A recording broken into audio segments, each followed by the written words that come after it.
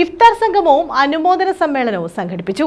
ആദിനാട് മണ്ഡലം കോൺഗ്രസ് കമ്മിറ്റിയാണ് പരിപാടി സംഘടിപ്പിച്ചത്. രമേശ് ചെന്നിത്തല MLA സമ്മേളനം ഉദ്ഘാടനം ചെയ്തു.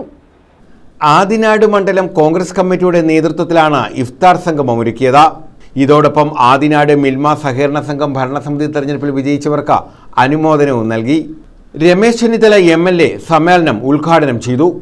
മണ്ഡലം കോൺഗ്രസ് പ്രസിഡന്റ് KM നൌഷാദ് അധ്യക്ഷത വഹിച്ചു.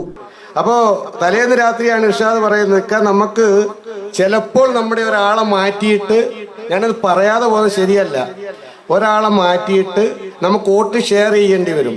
ഒരു വോട്ട് CPMന്റെ ഒരു സ്ഥാനാർത്ഥിക്ക് ഷെയർ ചെയ്തുകൊണ്ട് നമുക്ക് അവരുടെ 5 വോട്ട് ഇങ്ങോട്ട് ഷിഫ്റ്റ് ചെയ്യാൻ പറ്റും. ഞാൻ പറഞ്ഞു, ഒന്നും പേടിക്കണ്ട, ഇത് ചേച്ചിയൊക്കെ ചെന്ന് പറഞ്ഞാൽ ഞാൻ പറഞ്ഞാൽ കേൾക്കും. ഞാൻ പറഞ്ഞിട്ടാ പാവം പിടിച്ചവർ നിർബന്ധിച്ചാണ് നമ്മൾ നിർത്തിയത്.